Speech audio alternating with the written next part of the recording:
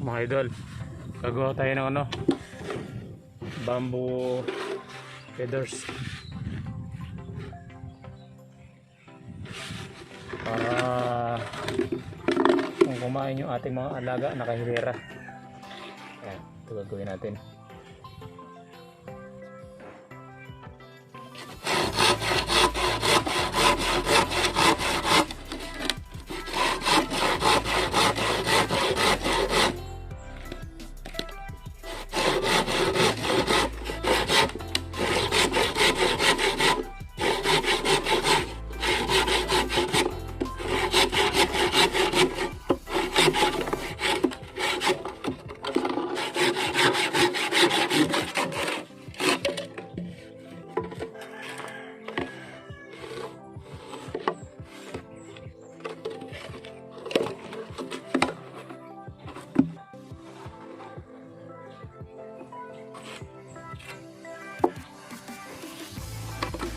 Diretso.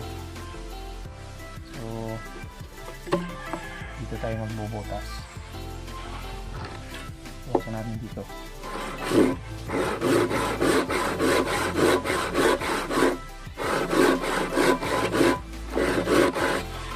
Tsaka dito.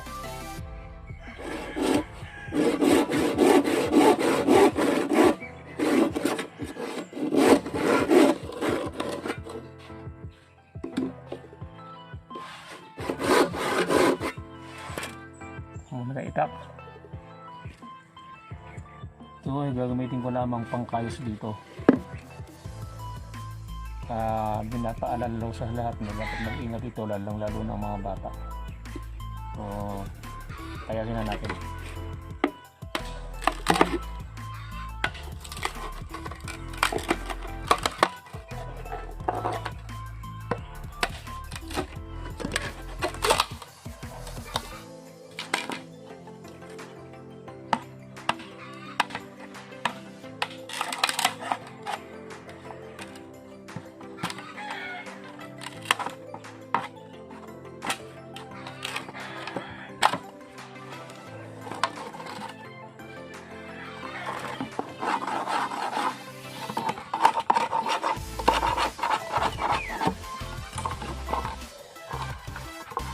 Medyo nagputol yung dulo kaya medyo na lang natin.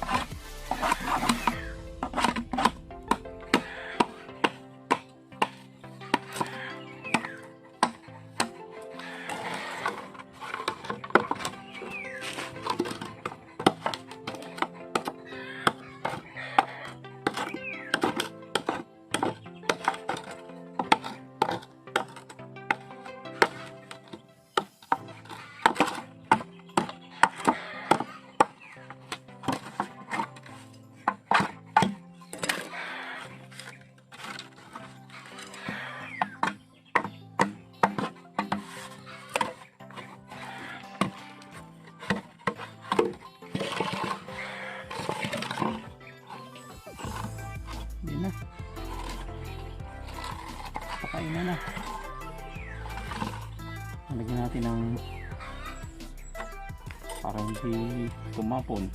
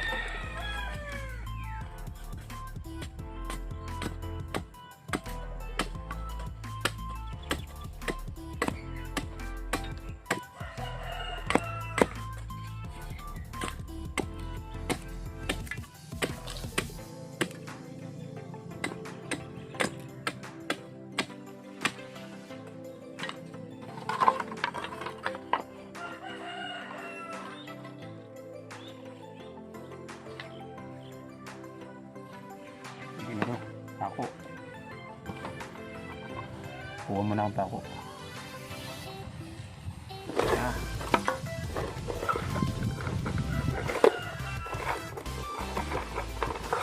Ano pa ng pako ah.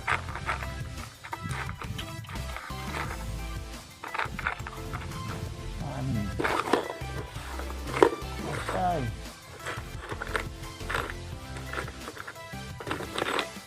Isa lang. Isa. Bubos. Okay. Ako ko na to.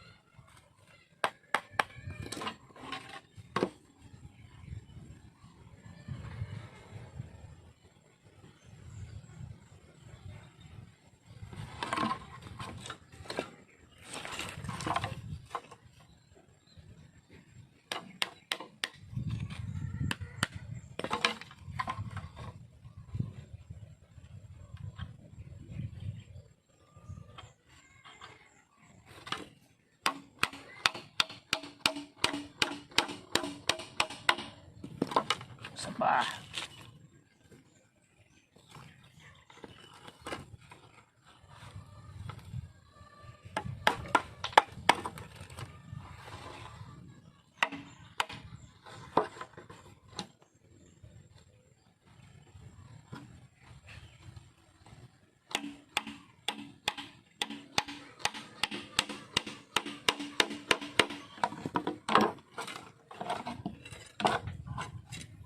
Isa lang yata pwede na eh. Oh, pwede na yan. Nilagay lang kasi ito para hindi mabuwal-buwal pag kinapaka sa gilid. So pwede na ito, isa na lang.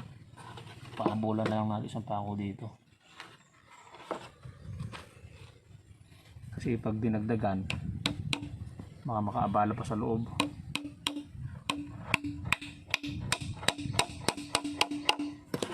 To. Yan. Meron na tayong pakainan ng manok na hindi bibiliin. Nandahan nito malalim. Hindi siya tatapon. Konting kayas.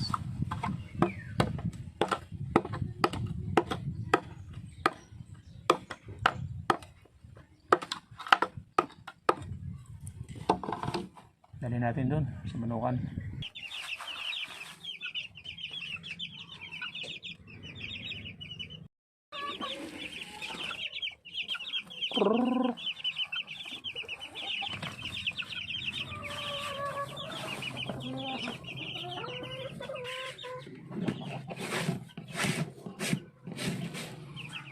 May bago pa sila.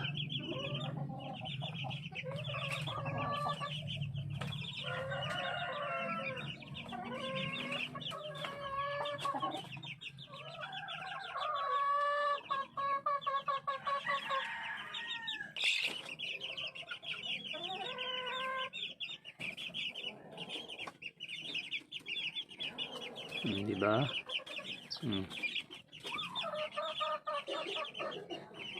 Nakakain kayo lahat ng sabay-sabay.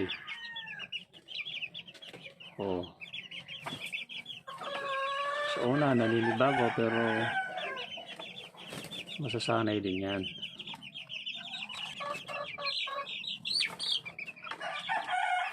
Salbahe ka talaga. Pamimigay kita pag ganyan ka. Yun o, ganyan lang ho kasimpleng gumawa ng chicken feeders. Kasi nga ho, sa hirap ng buhay ngayon, kailangan mag-isip tayo kung paano tayo makakatipid. Kasi nga ho, kung tayo bibili pa ng pakainan ng ating mga manok, dagdag gastos pa. Samantalang dito sa probinsya, maraming mga kawayan na po pwede nating gawin para sa ating mga manok. So hanggang dyan na lamang po ang video ito, at sana ay nakatulong sa mga chicken lover na kagaya ko.